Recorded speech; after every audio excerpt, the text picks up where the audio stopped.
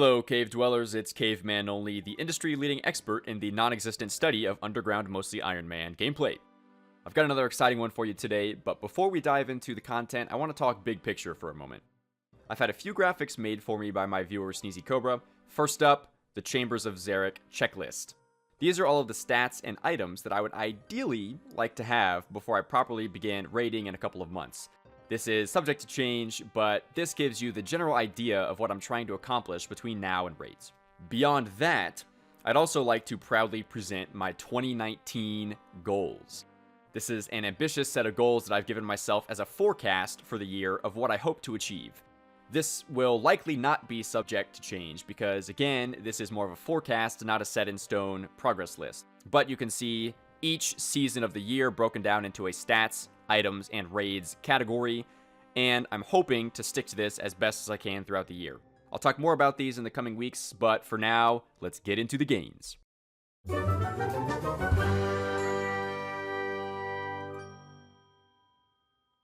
There it is, the most beautiful ground item in old school RuneScape, the Abyssal Whip.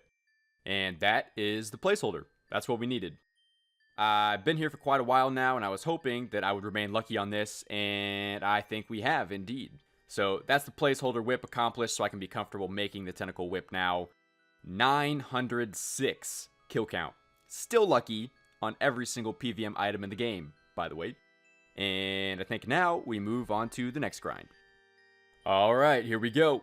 Been waiting on this moment for a while. I got this tentacle like a month and a half ago, and it's just been sitting in the bank because I wanted a placeholder. That way I could have a tentacle whip, but also have a regular daily use whip for Slayer content and stuff like that. But this will prove useful for raids in particular, but maybe also Cerberus and stuff like that as well. So without further ado, let the tentacle consume my whip. That's what's up, dude. And there we have it. Tentacle whip achieved. What's the strength bonus on this guy here? 4, not too bad. 8 slash attack accuracy, so that is a really nice upgrade right there. That's pretty cool. And once again, we are continuing with the theme of getting good at old school RuneScape. Was not expecting this, and it kind of caught me off guard because it's not a highlighted item on the ground here, but I believe that this Shaman Mask is a 1 in 1200 drop from Ogresses here. That is some top tier Fashionscape. I'm really happy with that. Has literally 0 utility, but I think we just increased the Fashionscape gains by at least 2 percentage points. Here's a content book. 375 farming experience, 26 farming, only 1 level to go.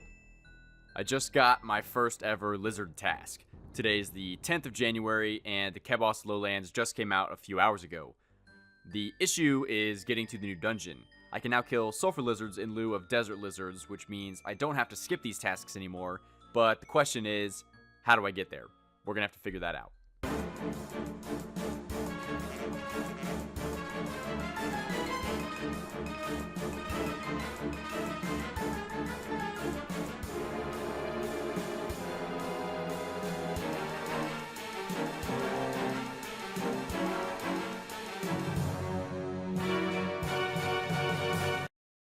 Sulfur lizard content. Look at these cute little things, man.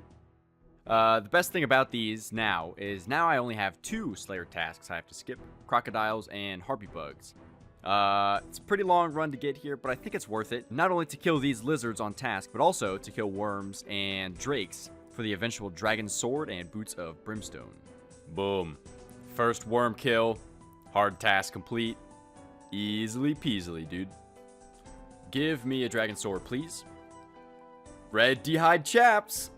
I'm not really sure why I'm excited about that right now, because they're not really any better than my usual Penance Skirt. But these are my first chaps on the account at 2 worm KCs, so I guess we're starting to look like a proper ranger now. What? Hold on. Okay. I just got 85 defense out of nowhere. Completely missed it, had no idea it was coming up. But it tells me that I just got 1600 total, but I'm actually 1601. I'm not sure if that's because of the 100 virtual range level here or what, but anyway, I guess we're 1600 total level now, so okay. Nice. I am fairly certain this guy is botting in my dungeon. I will not stand for it.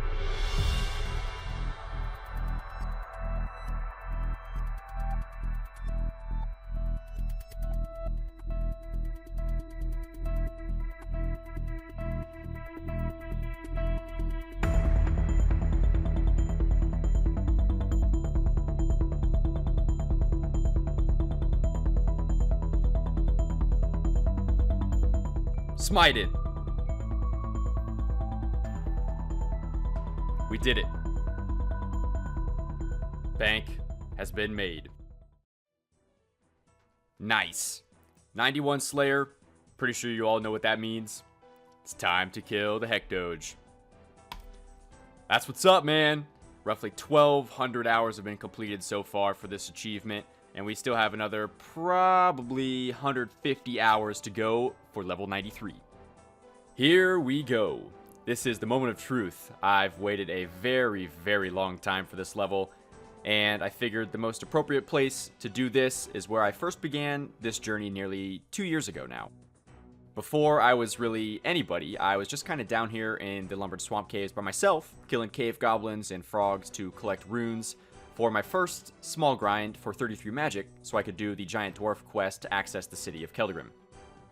And now we have many, many people here to support me on the last part of this journey to 99 hit points. So this has been a long time in the making, and I'm going to go ahead and throw up that retribution prayer, and let's make it happen. Moment of truth. 99 hit points has been achieved, only underground, by the way. What a milestone. Probably the most impressive 99 that I've had thus far out of the 3, I think. And there are many, many more 99s to come in 2019. This is pretty wild. So thank you guys so much for the support along the way so far. It's really, really hard to believe that this series has come to be what it is in such a short amount of time. I really appreciate the support. We have so many other Snowflake Ironmen here. Mr. Shrekscape, the Swamp Ironman, No QP, by the way, the No Quest Ironman, and many, many more. So thank you all for being here. This is really cool. 99 HP achieved on Caveman only. Alright, 999 Slayer tasks in a row. Big milestone coming up. We're about to get the 1000th Slayer task from Neve, and since I just got a 99 HP and 91 Slayer, it'd be quite fitting to get a Hellhound task. So let's get out of here and go see what we got.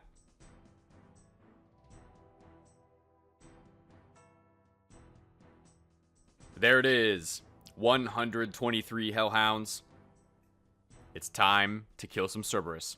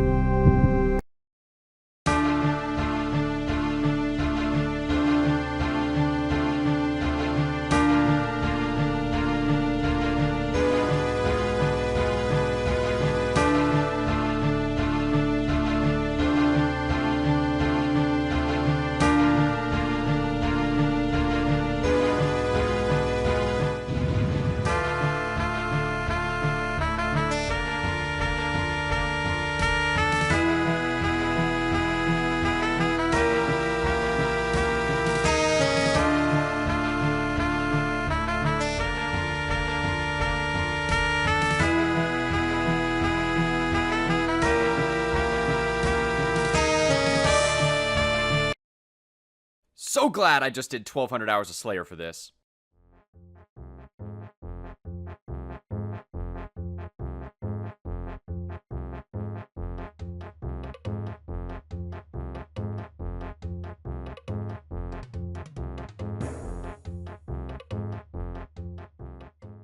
Two kill trip on the Underground Ironman. First ever time at Cerberus, I will take that. But I can't go for a third, so I'm going to go ahead and tell you out. That is not bad, man. Not bad. All right, what do we got? Another room plate, buddy. All right. That's just a 1-kill trip, but that's okay. 3 kills in. I'll take it. Boom. 86 defense. These levels are flying, man. The full-time afterburners are kicking in because that is 1 entire defense level in under 24 hours, but we do still have a long way to go. There we go. 1,000 Slayer tasks in a row for a bonus 600 points. I think that makes for a pretty good stopping point too. So I decided to finish my 1,000 Slayer task at regular Hellhounds because I'm not quite ready to seriously grind Cerberus yet. There are a few long-term problems I need to fix first. Number 1, 70 agility for the Taverley Dungeon Pipe shortcut. This will cut my trip time nearly in half, so I need to get back to the Edgeville Monkey Bars and grind for a while. Number 2, I really need 80 cooking so I can cook the stack of raw sharks that are in my bank from Kraken and Water Fiends so I can bring some actual decent healing food to maximize the efficiency of each trip. This episode, though, we knocked the Tentacle Whip off the raid's checklist and saw some big level milestones for Slayer and hit points. Next time, expect some gains in the agility and cooking departments, and maybe a few other surprises too. That's all for now, though. Thank you for watching as always. Until next time.